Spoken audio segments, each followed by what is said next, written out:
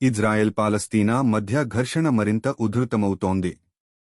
Hamas ఉగ్రవాదులు Gaza నుండి rocket దాడులు చేస్తున్నారు. దీని ప్రతిస్పందనగా ఇజ్రాయెల్ వాయు దాడులు జరుపుతోంది. ఈ దాడులు గత కొన్ని రోజులుగా విస్తరించాయి మరియు ఇరు పక్షాల మధ్య తీవ్ర స్థాయిలో కాల్పులు జరుగుతున్నాయి. ఈ విషయంపై మరింత సమాచారం కావాలనుకుంటే మా ఛానల్ను లైక్ చేసి సబ్స్క్రైబ్ చేయండి. మానవతా సంక్షోభం. ఈ ఘర్షణ వల్ల గాజాలో తీవ్ర మానవతా సంక్షోభం నెలకొంది. వేలాది మంది ప్రజలు నిరాశ్రయులవుతున్నారు. వారి ఇళ్లకు తీవ్ర నష్టం వాటిల్లింది. ఆసుపత్రులు భారీ రోగుల ఒత్తిడిని ఎదుర్కొంటున్నాయి మరియు క్రమంగా ఆహారం, నీరు మరియు వైద్య సహాయం కొరత ఉంది. ఇది చాలా కష్టమైన సమయం. ప్రపంచవ్యాప్తంగా ప్రజలు ఈ పరిస్థితిని పరిగణనలోకి తీసుకుంటున్నారు. ఐరన్ డోమ్ రక్షణ వ్యవస్థ.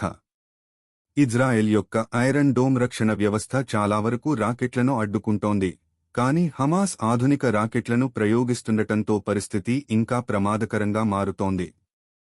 ఐరన్ డోమ్ కొన్ని రాకెట్లను ఆకాశంలోనే నిరోధిస్తున్నప్పటికీ కొన్ని రాకెట్లు ఇజ్రాయెల్ పట్టణాల్లో పడ్డాయి, ఆందోళనను మరింత పెంచాయి.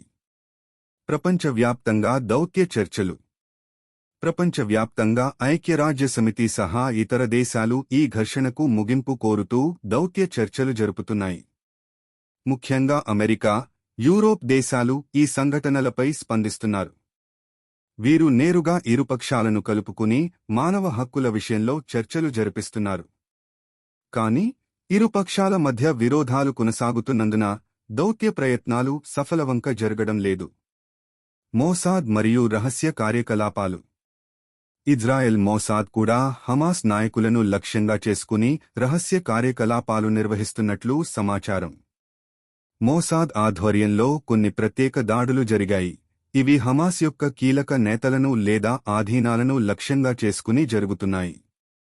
ఈ చర్యలు మరింత విపరీతతను కలిగిస్తున్నాయి. ముగింపు. ఇరు పక్షాల మధ్య శాంతి చర్చలు అత్యవసరం. కాని ఇక్కడ ఒక పెద్ద ప్రశ్న ఉంది: శాంతిని ఎలా సాధించాలి? ఇరువురు పక్షాల మధ్య భయాన్ని మరియు ఆవేశాన్ని అధిగమించడానికి గ్లోబల్ నాయకత్వం కావాలి.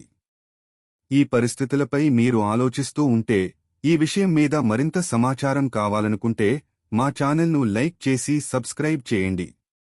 ఈ సంఘటనల పట్ల ప్రజల మధ్య అవగాహన పెరగడం అత్యంత అవసరం.